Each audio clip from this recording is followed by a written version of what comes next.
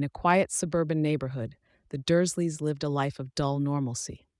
Mr. Dursley, a grumpy man with a thick neck, worked at a drill-making company, while Mrs. Dursley busied herself with gossiping about the neighbors. Their son, Dudley, was a spoiled, overweight boy who threw tantrums when he didn't get his way. The Dursleys prided themselves on being perfectly ordinary, and they despised anything strange or out of the ordinary. But on one peculiar morning, strange things began to happen. Owls flew in broad daylight, people in cloaks whispered in the streets, and a cat on the corner seemed to be reading a map. Mr. Dursley tried to ignore it all, but deep down he felt a growing unease. Something extraordinary was about to disrupt their perfectly ordinary lives. That same night, as the Dursleys slept, a giant of a man named Hagrid arrived on a flying motorcycle. He carried a baby wrapped in a blanket, a baby with a lightning-shaped scar on his forehead. This was Harry Potter, the boy who had survived the impossible.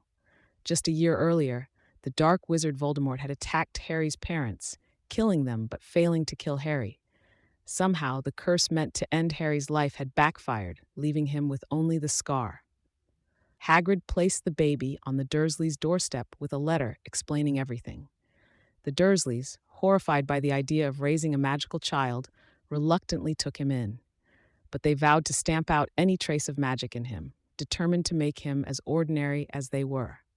For 10 long years, Harry lived a miserable existence with the Dursleys. He was treated more like a servant than a family member, forced to sleep in a cramped cupboard under the stairs while Dudley had 2 bedrooms to himself. Harry wore Dudley's oversized hand-me-downs, and his glasses were held together with tape. The Dursleys never celebrated his birthday, and they constantly reminded him of how much of a burden he was. Despite this, Harry had a quiet resilience. He often dreamed of a life beyond the Dursleys' dull world, though he had no idea how extraordinary his future would be. Strange things sometimes happened around him, like his hair growing back overnight after a bad haircut. But the Dursleys always found a way to explain it away. Everything changed on Harry's 11th birthday. Letters began arriving for Harry, addressed to his cupboard under the stairs. The Dursleys were terrified.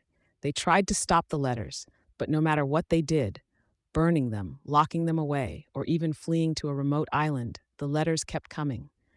The Dursleys' panic grew as the letters multiplied, each one addressed in emerald green ink.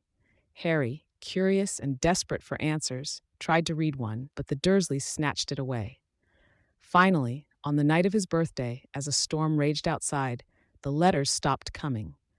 But something far more extraordinary was about to happen. In the middle of the night, the door to the Dursleys' hut on the island was blown off its hinges.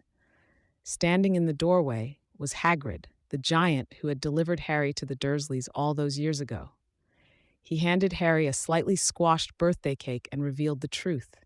Harry was a wizard, and he had been accepted to Hogwarts School of Witchcraft and Wizardry. The Dursleys tried to protest, but Hagrid silenced them with a wave of his pink umbrella.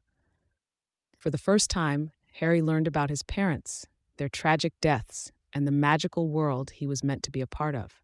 As Hagrid handed Harry his acceptance letter, Harry felt a spark of hope. His life was about to change forever.